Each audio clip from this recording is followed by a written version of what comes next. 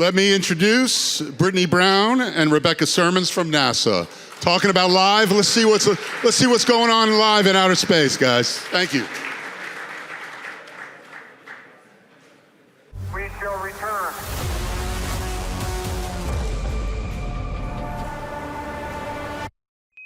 This is a live look. We will see things that no human has ever seen. We want to know what's out there just beyond the horizon. Amazing live views from the spacecraft. Coming back to Earth, and we were doing like 5 or 7 miles, 7 miles a second. Those are just not numbers that humans generally think about. We were always going to the moon. We will see things that no human Pushing has ourselves ever to seen. explore is the core of who we are. It's We in want our to know nature. what's out there just beyond the horizon. Being Amazing live views from the spacecraft. Coming back to Earth, and we were doing like 5 or 7 miles, 7 miles a second. 250,000 miles. Those are just not. When humanity sets big goals, we can accomplish extraordinary things. Good morning, everyone, and hello from NASA. By way of introduction, my name is Brittany Brown, and I lead digital communications at NASA. Although our video was cut a little short, it essentially is a preview of our upcoming crew launch around the moon, meaning we are sending 4 humans on a spacecraft farther than humans have ever traveled before, and the launch availability windows open as soon as next week. It is my distinct honor to be here to share a little bit about our digital strategy, and of course I have with me our head of NASA Plus, Rebecca Sirmons, who has really transformed our live production, our broadcast, and our streaming efforts. And you may be wondering, why do we do this? Why do we create those kind of videos? Why does NASA have live broadcasts? Why is NASA doing any kind of investment in this? It's because at the core, we are storytellers. We love what we do. We're passionate about what we do, being able to inspire people, being able to inform the world, and also just being able to explore. But beyond our personal motivations, I have to tell you, not only do we want to do it, we have to do it. It's actually mandated in the Space Act of 1958 that NASA has to share our news and activities with the widest audience possible. And so with that being said, while it's in our charter, as it relates to digital communications and today's way that we communicate with the public, it gives us the autonomy to be creative in what that looks like. On any given day, we know that people scroll through 300 feet of content. That's the height of the Statue of Liberty. And so we as a huge bureaucratic government organization are competing with big brands, top creators. And so we are faced with this challenge to figure out, how do we cut through that clutter? How do we cut through that noise? Because all of our efforts are organic. To explain our digital strategy in one sentence, the way that I summarize it is that our approach is by sharing the right content on the right channel, at the right time, with the right creative, targeted to the right audience, and using data to inform that approach. Not only do we have live broadcasts, but we have podcasts, we have photography, we have an award-winning website, we have a social media presence where we have amassed a following of 368 million people organically. All of these digital channels go hand in hand when it comes to telling that story that I told you about. There's some people who have no idea that NASA is launching humans around the moon next week. And so for us, again, that challenge is partnering with organizations, partnering with brands, partnering with content creators to bring them along for the journey so that they can also tell that story from their vantage points. With that being said, I'm going to toss things to Rebecca, who will tell you about our NASA Plus streaming platform and our live broadcast efforts. All right, hello everyone. First of all, thank you for coming to see us. I want to bring everybody back to 2020. I know, it's not really a toe tapper, but hey. We're all at home with our families. My daughter, who was 2 at the time, came up to me and she was like, and I was in Los Angeles, she came up to me and she's like, I want to watch Bob and Doug go up into space. Now, proud parent moment here. My 2-year-old wanted to watch a rocket launch, huh? Give me some credit. But I was in the private sector at the time, and as we all do, especially in this room, we go to our smart TV, we go to an app, and I couldn't find it. And I couldn't figure out, as an industry professional, how to watch a rocket launch. Now, this is nothing to do with anything other than they weren't set up yet. Now, magically speaking, Brittany here was dealing with the same problem on another coast. They were already in the process, and I was lucky enough to get this job to build NASA's first live streaming platform, a dedicated live streaming platform to air all of our live and original content. One day, we will be live streaming the next moon landing. We're expecting 250 million people to be tuning into this.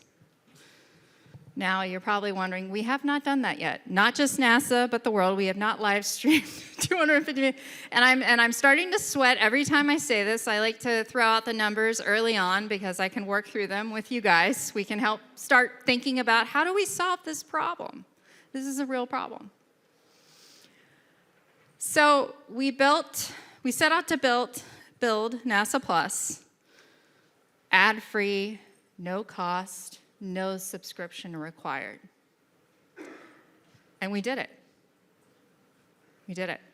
We're on some of the largest streaming platforms. We, as of 2026, will be on more. We are now, as Brittany was saying, we are fulfilling that Space Act in 1958. We are now reaching the greatest audience possible. Even though, yes, some might not know that we're launching a rocket to go around the moon for the first time in around 50 years, in a week or so. But that's on us. And that's why we're here talking to you today.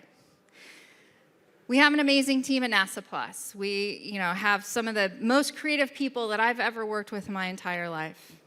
Why? Well, A, it's NASA. Give us some credit. B, it's because we're forced to work in with very limited resources, I'll be honest.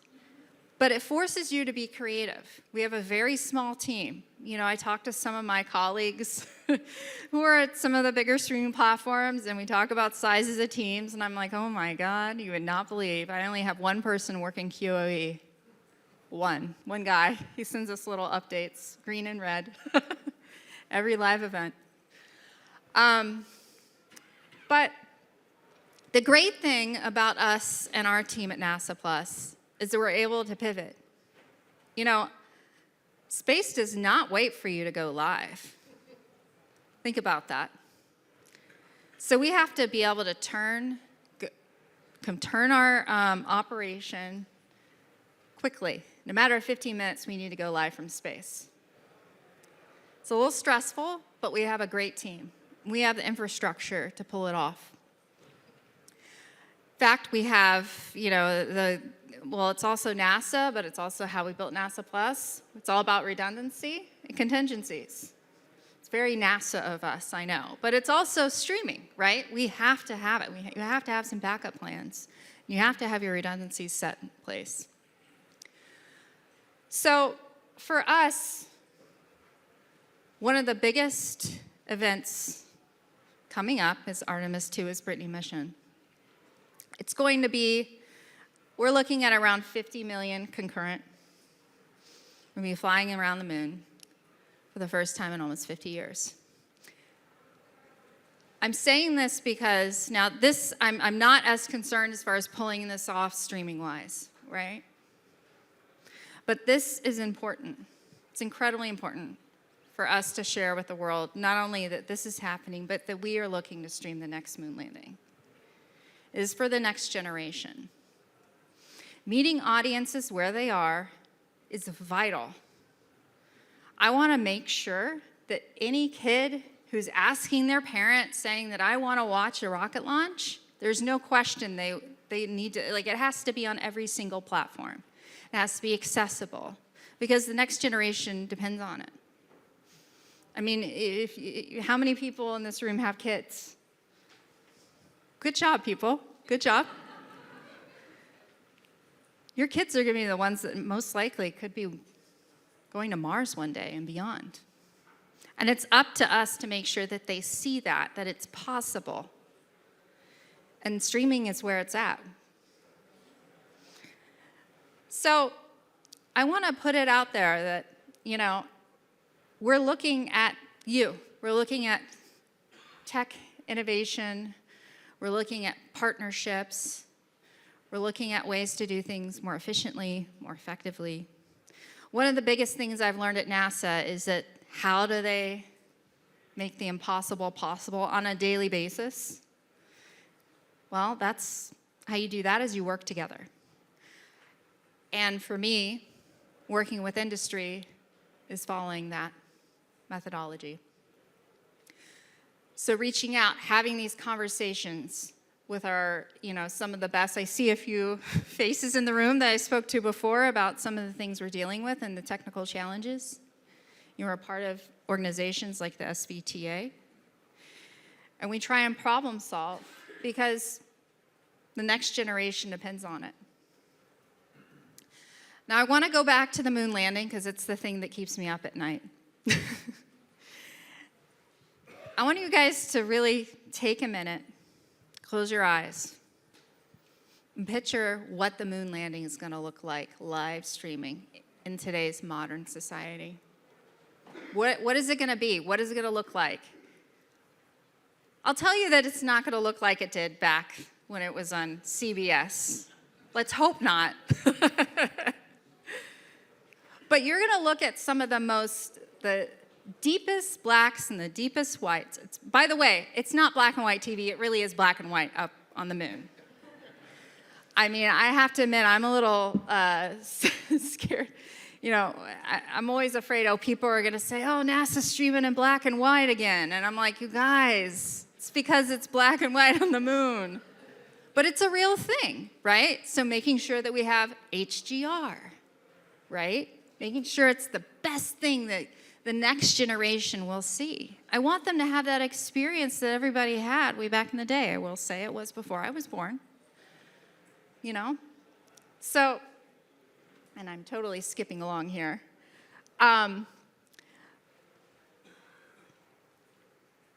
We all know that live streaming is hard. Space is hard. And there's some maybe you know this, maybe you don't, but there's a delay from space. It's 1.3 seconds from the moon. Now, in this room, we're thinking about the last mile of delivery, right? Try to think about the first 1,000,000 miles. We have to solve the first 1,000,000-mile problem on top of the last mile problem.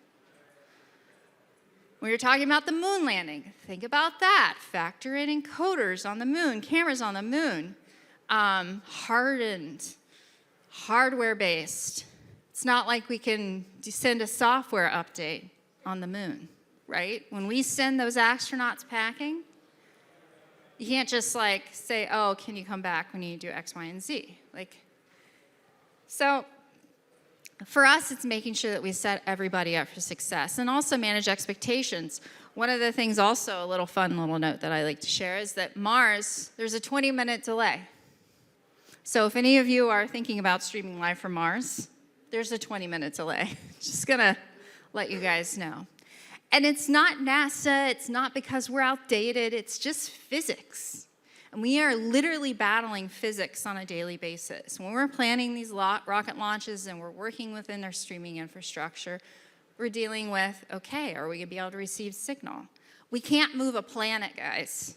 I wish, believe me, sometimes I do ask. I'm like, can we just try a little bit harder? And they're like, Rebecca, no, that's not how it works. So with Artemis 2, we're getting ready.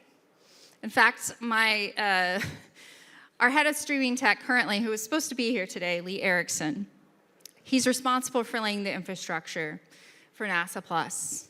I always go to my engineers first. They are always my most trusted advisors. I always work backwards. I go from distribution and walk backwards. He's right now working on Artemis 2 because our first launch window opens on February 6th. So we're a little busy right now. You can currently go on YouTube and see a pad shot of our rocket right there on the pad at Kennedy Space Center. Now, I'm going to bring you back to the thing I get stressed out about, Artemis 3. Now, as I was saying earlier, it's a call for help. Not a cry for help. I'm not that far down yet. But it's a call for help. This is altruistic. This is a way for us to work together so that the next generation can experience what was experienced before, so we can make history together. It's for our kids, you know? It's incredibly important. This type of stuff brings the world together. I felt it during the pandemic when my daughter asked me to watch a rocket launch. I'll say that James Webb Space Telescope images, when we all saw those come out during the pandemic, we all felt something. We were all looking at something completely outside of ourselves. And it brought us all together. This is the type of stuff that we need to be working together on. The great thing about NASA, and also it could be, you know, with the execs in the room, it might be a little awkward, is that we're not exclusive. We're a government agency, right? We work with everyone equally. Whatever deal we make, we deal with everyone else. It's the same thing. And we want to do more. There are certain things that we're battling, including, you know, we need to work with internet service providers, right? Give them a heads up. This big thing's coming. 250 million people are going to be tuning in at the same time. Can we handle that? So these are the types of conversations that we need to have, and we need to have now. Now, you're probably asking about timing. You're like, oof, mid-2027? Well, that's a little soon. Yeah, it is. You know, but I do believe, and I do know that we can do this, and we can pull it off. And I will guarantee you that it will look freaking good. All right, well, thank you so much, everyone. Appreciate it, and have a good day.